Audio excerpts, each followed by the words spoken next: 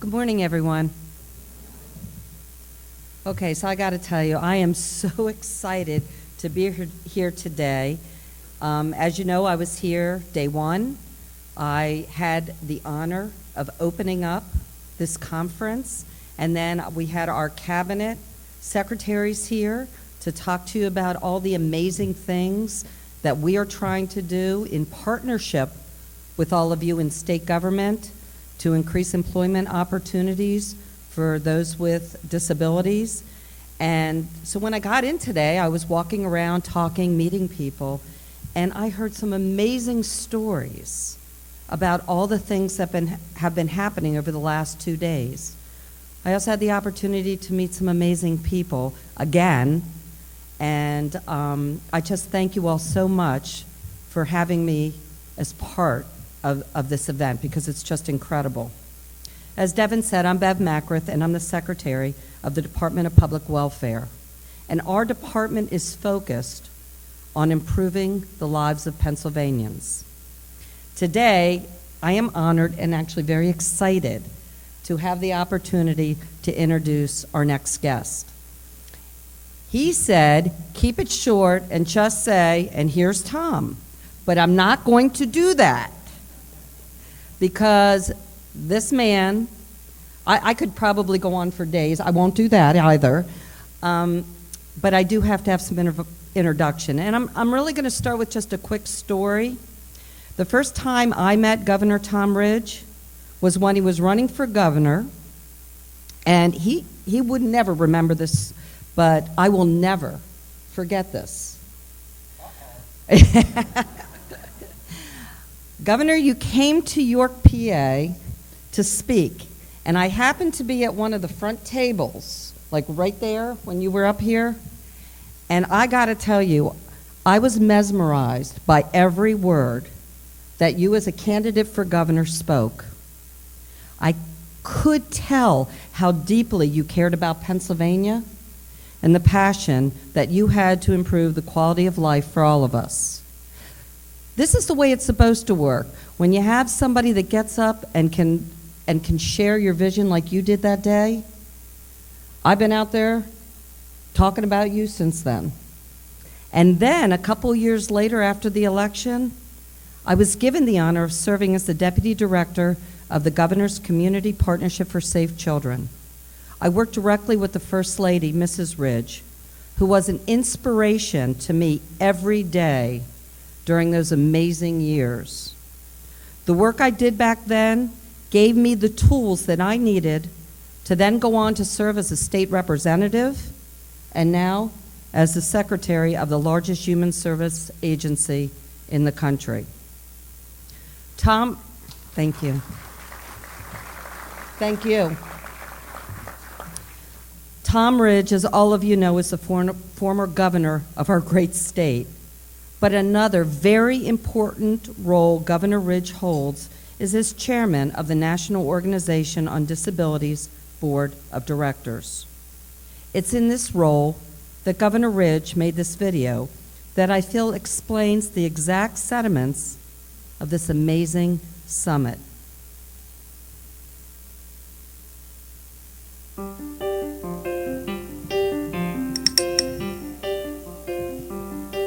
Fears that most people have more often than not are fears about the unknown.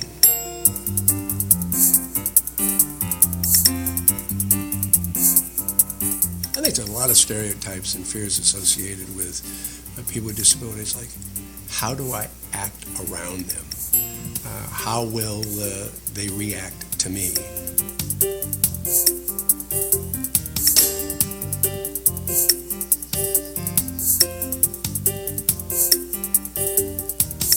We live in a society and a culture where your sense of self-worth, the value that you have about yourself and about your life, is not what other people do for you, it's what you do for yourself. And I concluded a long time ago that we're not as committed as a society to giving people with disabilities an opportunity to establish their worth and to derive that sense of pride and sense of self-worth by what they did for themselves.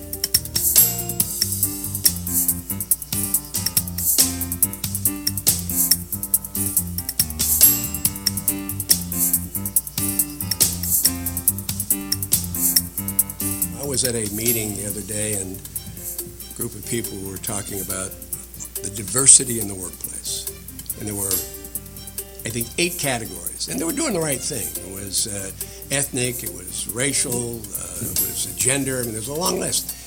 And finally, when it was all over, I said, well, you're missing one. I said, I could hold an umbrella called disability above all 8, because any of those men or women in those categories could also have a disability.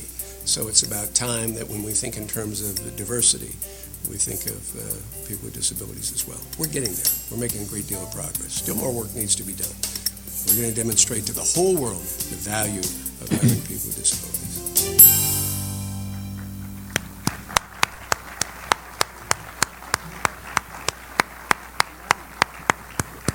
See, Governor, I let you introduce yourself. So, Governor Ridge actively fights for the rights of people with disabilities. Under his leadership, the National Organization on Disabilities adopted a strategic focus on employment of people with disabilities. Under his leadership, the Department of Homeland Security implemented an aggressive program to hire people with disabilities.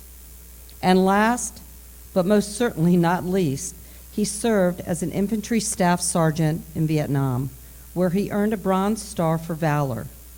His military service also resulted in hearing issues and loss. We are so lucky to have such an amazing man advocating for individuals with disabilities, and I am so proud to welcome him here today. Please join me in welcoming Governor Tom Ridge. Thank you. That was pretty nice.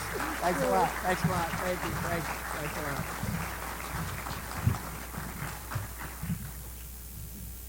Well, that was a lovely introduction. Thank you, Madam Secretary. Thank you very much for your warm reception. What a lovely video. That says it all. Thank you very much. Devin, thank you for all the work. I took a look at the agenda for the past 3 days. The thought occurred to me that it'd be nice if you took this and branded it and see that they're doing it in the other 49 states. I mean, you ought to be commended in your team. He should be commended, don't you think?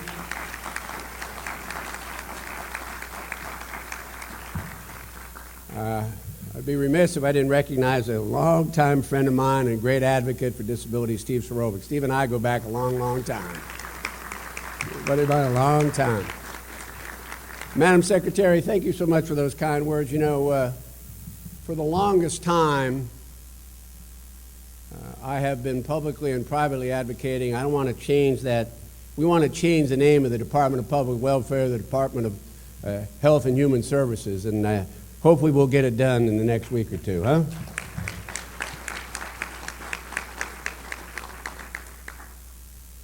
By the way, if you didn't notice, I love being your gov.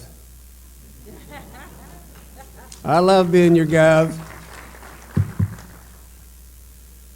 I was thinking the other day the number of paychecks from the different levels of government that I've been fortunate to get over my lifetime.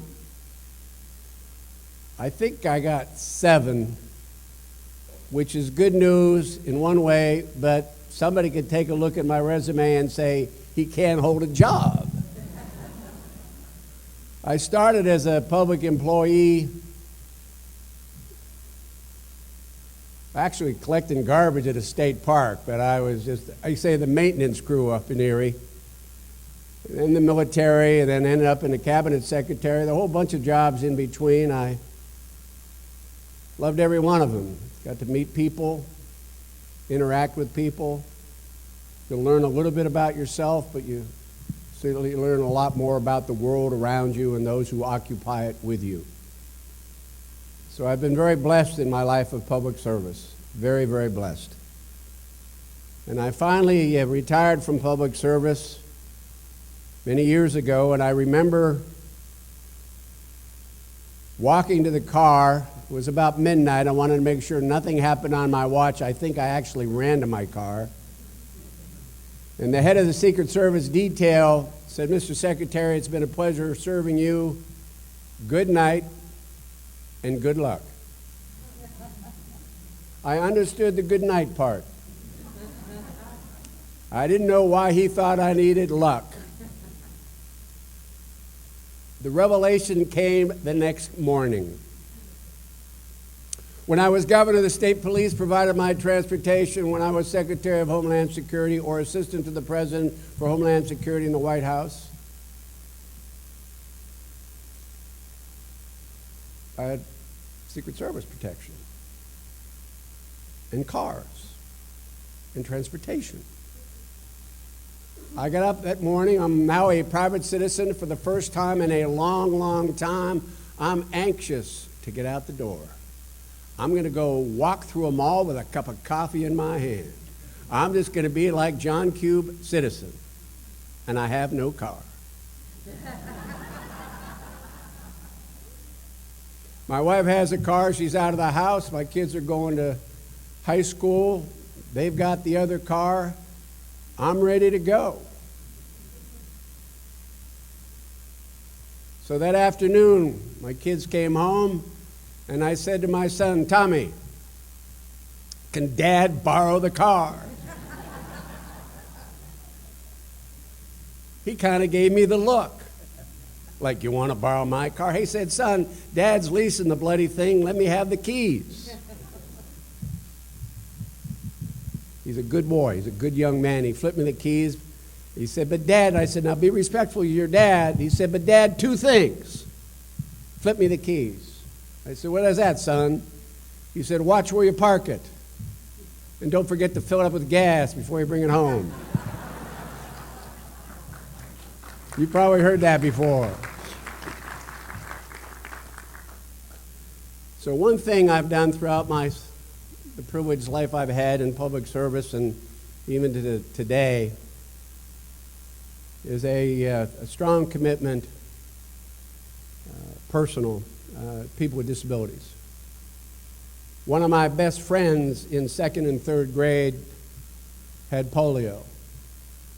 He's the sweetest, most loving person, and nobody saw the braces, nobody saw the crutches. Everybody just saw the wonderful smile, the attitude, the heart, and the mind. She died in the fourth grade. She was a real special person. It's kind of interesting. Kids don't see disability, they see people. And that had a profound impact on me my entire life. I was privileged to be in the Congress when another great governor of Pennsylvania, Dick Thornburgh, and Papa Bush passed the ADA.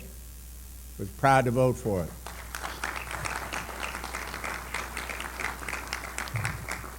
Steve Surovic helped me when I was governor. We had a kind of a cross-agency disability agenda. I mean, we need to elevate not only the visibility of people with disabilities, we've got to get them involved in government. When I was Secretary of Homeland Security, I called in we had an officer for civil rights and civil liberties and an HR people, and I said, we need to start building a platform so that the Department of Homeland Security hires men and women with disabilities. You know, I do wear a couple of hearing aids. One's in the repair shop now. I'm very fortunate.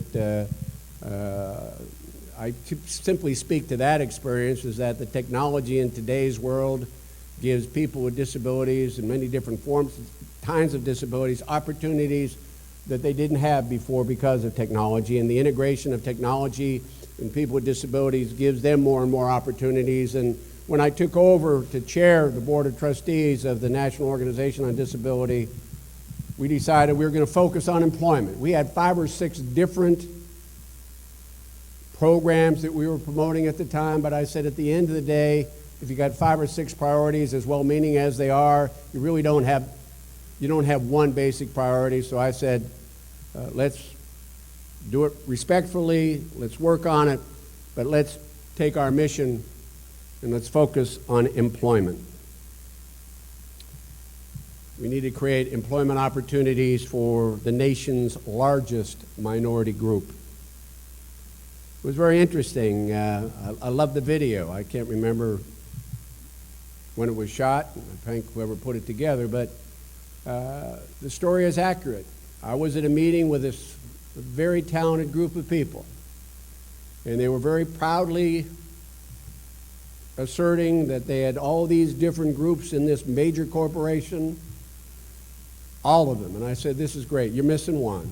Hold the umbrella over all those 8 that you've listed, and there's probably at least one disabled person in every one of those. And I must tell you that this is a company that said, you know, you're absolutely right. Absolutely right. And they've become one of the stronger supporters of NOD, not only internally, but in their community as well. So the thoughts I share with you today are based on these experiences that I've had, my public service, president of NOD, in my interaction with good people such as yourselves. First of all, let me tell you a little bit about the National Organization on Disability. We are one of the few disability organizations that is not disability specific. If you have a disability, we're for you. That's the best way to put it. And our motto is, it's the ability that counts. We like that. It was founded in 1982. If you look at the Americans with Disabilities Act, you can probably aggregate all those groups, and there's over 50 million people with disabilities. And I've often asked audiences if they know of individuals with disabilities, or if you see somebody walking down the street, moving through the neighborhood or down Main Street with a disability, ask yourself if you think they're going to work. And chances are pretty good that they're not. And the other chance is, in many occasions, even if they're going to work, it is not consistent with their capabilities. And so our job at NOD is to expand those opportunities, not for charitable purposes. Nobody wants to be hired for charity. They want to add value to your entity or organization. And we've got an incredible leader, Carol Glazer. She's actually out at a conference today. I talked to her this morning on disability in Chicago. And she lives day to day. She's got 2 sons. One is severe disability. The other's a very promising college student. She lives it every day. She brings the same passion and commitment that all of you do every day to advancing the cause of people with disabilities. So we've decided to focus on employment as the single largest barrier to a good quality of life for people. And we have 2 basic program areas. We have something called Bridges to Business. That's where the jobs are. That's why Bonnie and Clyde robbed banks. That's where we go to get people to be hired, businesses. We work, and the list is getting bigger, broader and broader, with Fortune 1000 companies. But if you got any small employers in this community, we'd be happy to work with you to increase their hiring and support of employees with disabilities, connecting HR and the employers and all the other relevant people to the local service providers, and we help them screen and prepare and refer the job candidates to the employer. It's been a very, very successful program, enormously successful. You would be astonished at the testimonials we have received from companies, part of our Bridges to Business program, who decided to think outside the traditional hiring, bring us in, help us lay out for them a means by which they could work with local providers, bring people with disabilities in the workforce. And the testimonials from the co-workers in terms of the value added by that individual or individuals would make you feel good. Might even bring a tear to your eye. Because once these individuals have been given a chance to work, they can demonstrate their value. That's why you're all here. We just need to elevate this, not only in Pennsylvania, but around the country. The second program we've had, and it's something I'm very proud of, although I've never been able to advance it as far as we want, is called the Wounded Warrior Careers. We began it in 2007 with a memo with the Department of Defense. As a veteran, obviously, I'm pretty sensitive. Having been in Vietnam, I feel one of the fortunate ones to have been in a war and come out pretty much, not pretty much, untouched. But there are a lot of men and women that don't. And so we have now a project to improve the delivery of career services to the most seriously wounded, ill, and injured veterans of the post-9/11 era as they plan, prepare for, and complete the transition from military to civilian careers. There's a lot of wounded warrior programs out there. we think NOD has the only one where we make a commitment from a veteran caseworker to the veteran up to 3 years to work with him or her, their spouse, and their kids. We want to get them on a career path so they can live independently. And by any measure against anything that the VA is doing or the Department of Defense is doing, our men and women are staying in school, employment, whatever, by a factor 2 times plus more than any other program that's out there. We've got programs in North Carolina, Colorado, metropolitan Dallas, and with the help of private philanthropy, we just opened and expanded to Pittsburgh. So at the end of the day, you see where we're focused. I mean, veterans are just a subset, an important subset. But as I said before, you got a disability, we're for you. We don't care how you got it. Now, one of the things we did a couple years ago,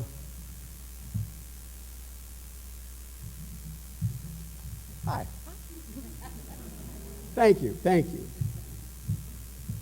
You're doing really great work, thank you.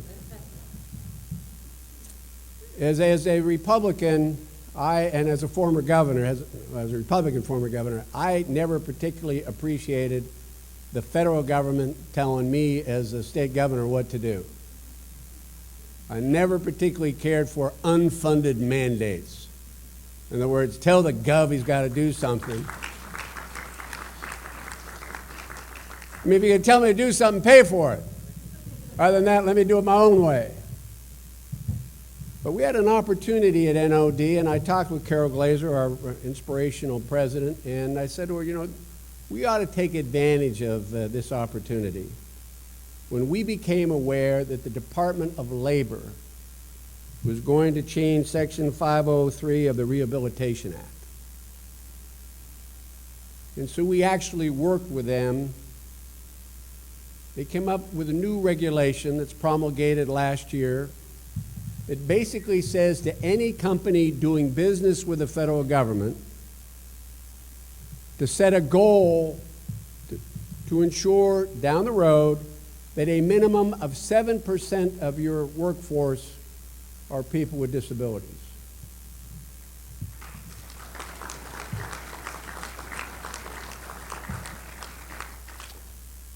I think it has enormous potential for a greater impact than anything we've seen since the Americans with Disabilities Act.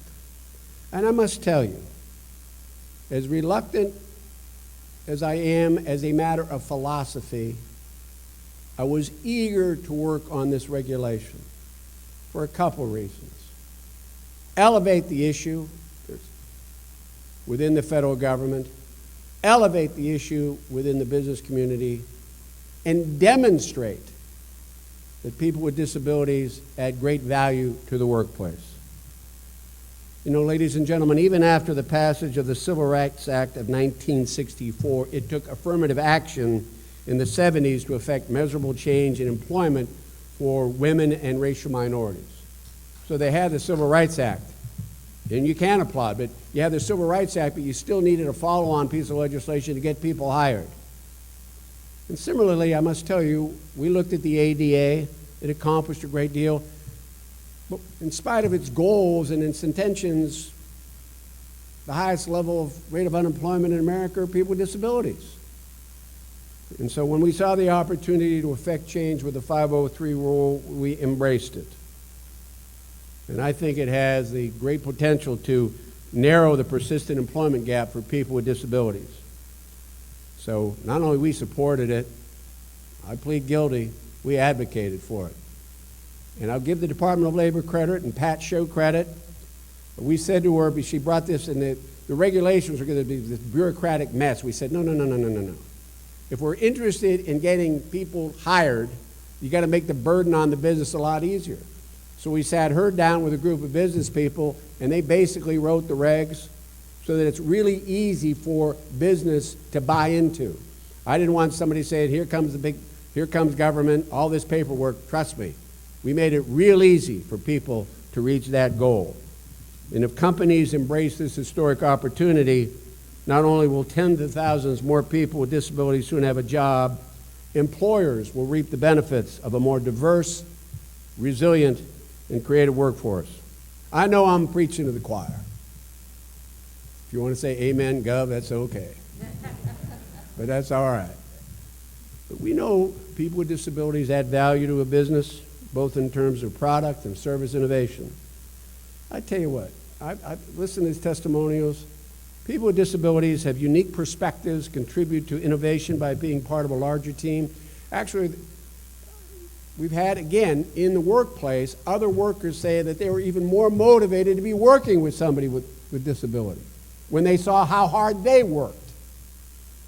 As a matter, we had a company that gave out awards, I believe it was on a quarterly basis, based on productivity. And the team got the award, not individual employees. In this one particular company, productivity was up, and I think they were modest cash awards, and they all gave the cash award to the person with disabilities because they said this person has really motivated us to do more and do better. It's really amazing, because people simply want a chance to demonstrate they can add value to your enterprise. One of our newest board members is Laura Shapira Carrot. By the way, you may not know her, but she's the CEO of Giant Eagle. Terrific lady.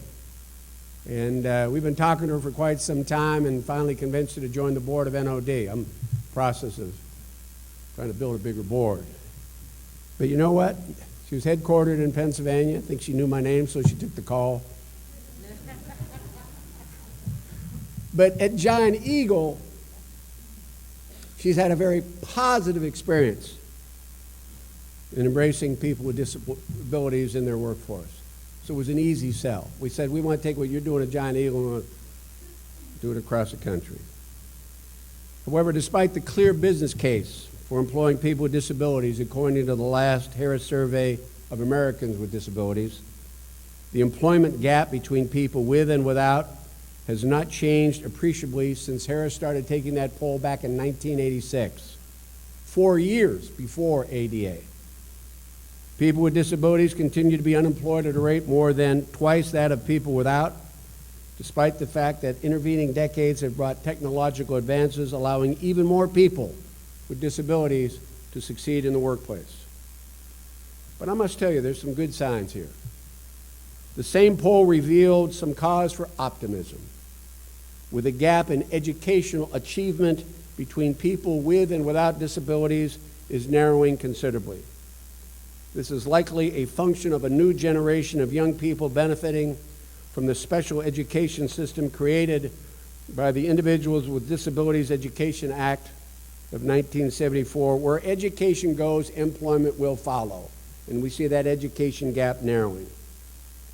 And building on that momentum, this year's rule change to Section 503 of the Rehab Act represents the most sweeping public policy shift favoring the employment of people with disabilities since the ADA, and I might add, I think, since history. What's truly elegant, and I mean this about the rule change, is that it emphasizes action with a minimum of bureaucratic requirements. Employers need not engage in extensive paper-based exercises because we know what matters gets measured. We're into metrics. Contractors will be required to offer applicants and existing employees the option to self-identify. And that's very, very important, as you all know, the option to self-identify as having a disability. We want to track that data, assess their hiring and employment practices, and make improvements within that organization if they don't meet their goals. And for federal contractors worried about their ability to meet those goals, frankly, organizations like mine, National Organization on Disability, can help. In partnership with the National Business and Disability Council and Sirota, we launched something called the Disability Employment Tracker. We've got 50 companies that have bought into it, mostly federal contractors. It's a self-assessment tool. We say, take a look at this assessment tool and match it against what you're doing. And then draw your own conclusions, and we'll help you draw them if you're unable to. And it gives companies a clear, actionable roadmap for improvements in the disability employment programs. It helps them gauge their practices against those of other employers. enabling companies who want to be employers of choice for people with disabilities, and leaders among their peers, frankly, see how they stack up and measure themselves against other companies. We were pleased to learn that nearly 3/4 of those employers who took the tracker self-evaluation now have a written diversity policy that references individuals with disabilities. Unless you're thinking about it, you don't pay attention to it. And if nothing else, the tracking tool, particularly within the federal contractors, makes them think about reaching that goal, and NOD is in position to help them. It's a very important first step. I mentioned the CEO Council. We've got a meeting today in Chicago with dozens and dozens of potential employers in that region who deal with federal business.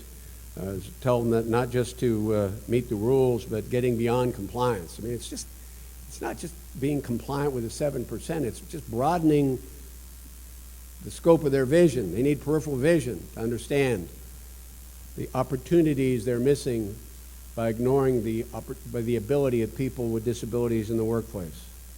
One of the executives who's going to speak today is from Walgreens. They're one of the companies we started working with several years ago. They've committed to hiring 10% of their workforce people with disabilities. 10%, ladies and gentlemen. And they're doggone close to the goal.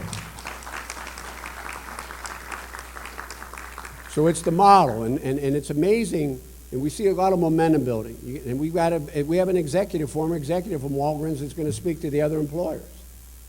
He's going to remind them. You know, we weren't so sure, we were uncertain, we were anxious, we had never been in this field before, but guess what?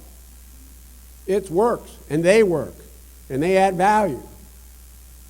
So whether or not you need the self-assessment tool, think about filling the vacancies with people with disabilities. That's a lesson all of us can learn. As I said in the video, and I really mean this, America is unique in many different ways. But at the heart of the American experience and the individual experience, I believe, is that we live in a society where your own sense of value, your own sense of dignity, your own sense of self-worth is based not what other people do for you, but what you do for yourself. It's just kind of who we are as a country. And that's why I think people with disabilities have demonstrated time and time again, if given the opportunity to demonstrate their self-worth, they'll demonstrate worth to the organization as well. All work has dignity. All work has dignity. And the challenge of NOD is not only to see that employers hire people, but you hire them at the level that they're intellectually capable of performing. And you hire them for good business reasons. I know there's there are probably several people in here who are advocates for people with disabilities, supporters, parents. One of my favorite presidents, Teddy Roosevelt, once said, one of the great prizes in life is hard work worth doing. And I think those of us who feel strongly about promotion of people with disabilities understand it's been a steep climb for a long, long time. But we keep climbing.